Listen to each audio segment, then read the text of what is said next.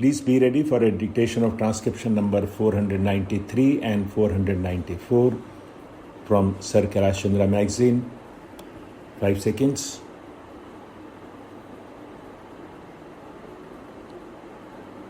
Start.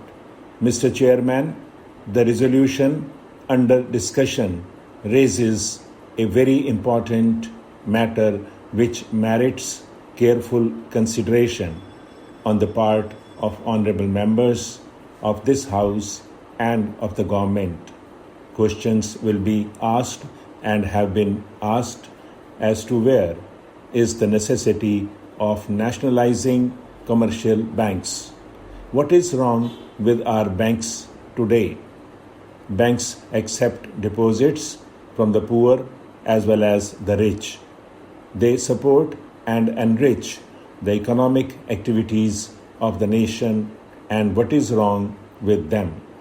Some time ago, there was a series of bank failures in West Bengal, culminating in the failure of the Lakshmi Bank and the Birla Bank.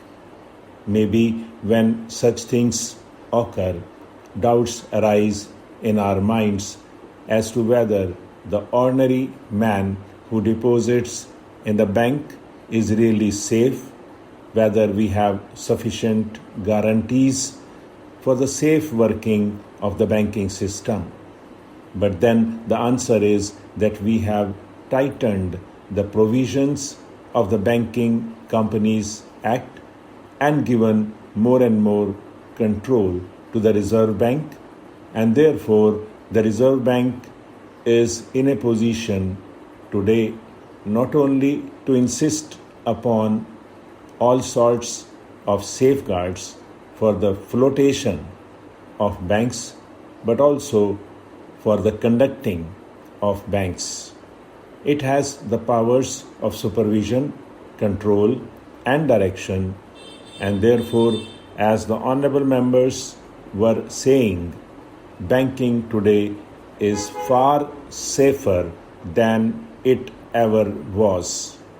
So, where is the need for nationalization?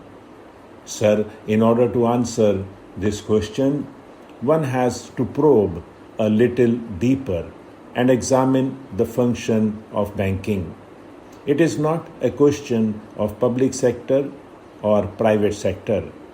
It is not a question of relating banking to private industry.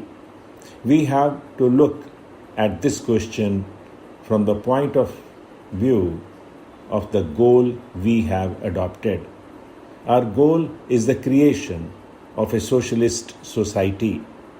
This we adopted some 7 or 8 years ago, and I am amazed to see that not a single step has been taken which is calculated to lead us to that goal.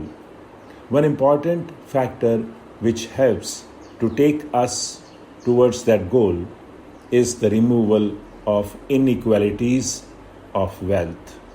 This is a goal to which possibly no honorable member can have any exception. If we have to remove inequalities of wealth, then we have to remove the opportunities which create concentration of wealth. Now, I wish to show that these commercial banks do help in the concentration of wealth. Now, we have to really root out all chances of a man unlawfully enriching himself by the position of the strength of money, by the position of the strength of influence that he commands in the society. He is able to exploit others and create a position of wealth for himself. Now, in these opportunities, the banks have a very great place. Sir, if we have to realize the important place that banks have in our society today and the vital role that they are playing in our economy, we have to probe, as I was saying a little before, a little deeper. How do they work? I'm an agriculturist. I grow cotton and I bring it to the market. In the market, there are 2 or 3 buyers and they are rich people. Any number of people are willing to buy, but they have no money to buy that. These 2 or 3 persons have influence with the banks.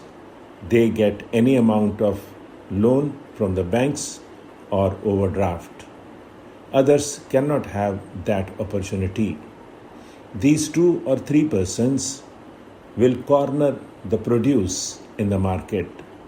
They do not demand it when there is a lot of produce, and they make a produce rot in the market until at last the peasant is tired out, and then they will dictate the price in spite of the government's regulated market.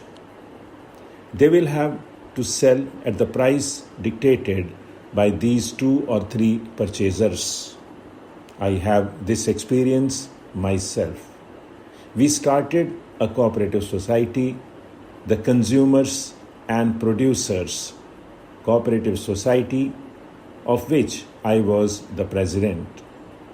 I was just to counteract this that I started it because mine is a cotton growing area.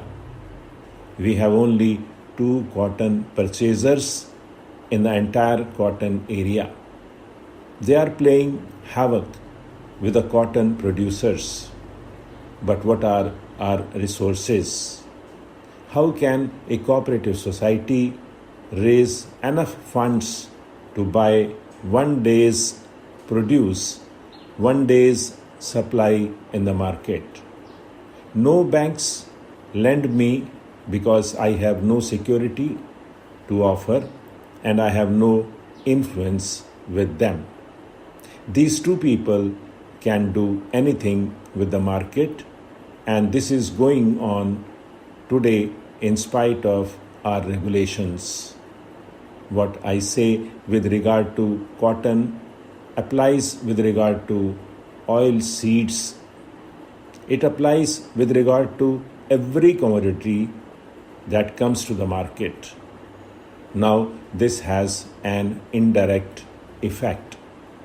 If I am able to corner the oil seeds today because I can export them with the help of my money, then I am indirectly raising the price of oil seeds at home.